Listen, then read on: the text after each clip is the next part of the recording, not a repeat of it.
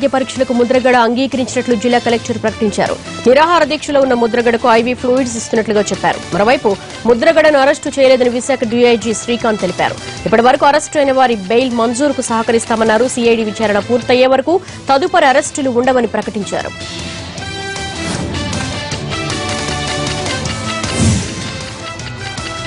విమాన ప్రయాణం మరింత సులభం కాబోతోంది. ప్రయాణికులకు పూర్తిగా అనుకూలంగా ఉండే విధంగా కొత్త సివిల్ ఏవియేషన్ పాలసీకి కేంద్ర కేబినెట్ ఆమోదముద్ర వేసింది.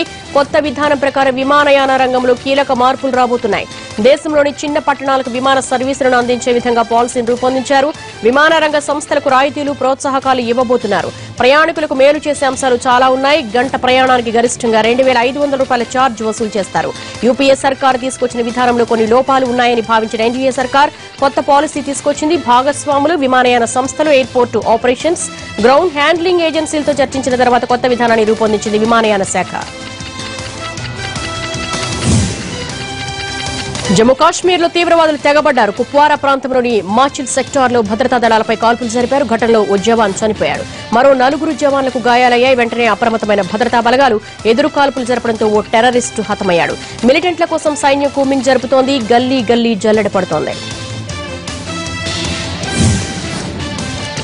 నైరుతి రుతుపవనాల రాకకు ముందే గోవాలో చిరుజల్లులు కురుస్తున్నాయి. ఎక్కడెక్కడి నుంచో వచ్చిన పర్యాటకులు తొలకరి పలకరింపుతో ఆనందం వ్యక్తం చేస్తున్నారు.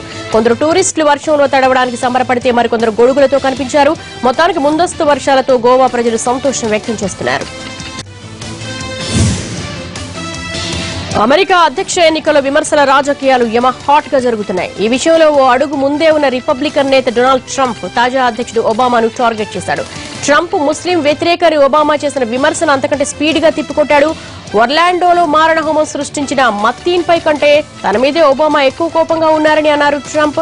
నార్త్ కరోలినాలోని గ్రీన్స్ బోరో ప్రాంతంలో ఎన్నికల ర్యాలీ నిర్వహించిన ట్రంప్ అమెరికా రాడికల్ ఇస్లామిక్ తీవ్రవాద సంస్థతో బాధపడుతోందని అన్నారు.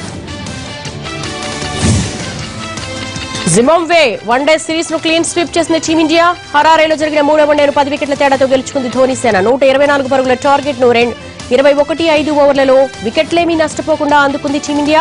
ఓపెనర్లు కేఎల్ రాహుల్ 70 బాల్స్ లో 4 4లు 2 6లతో 63, ఫజల్ 61 బాల్స్ లో 7 4లు 1 6తో 55 రన్స్ చేశాడు.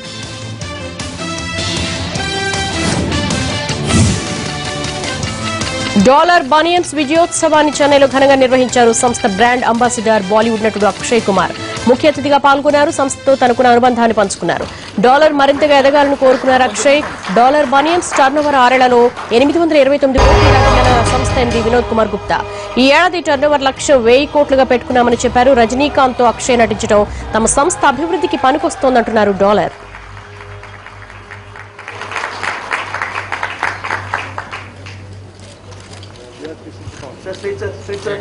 Sir, here, sir. Center, sir. Sir, here, sir.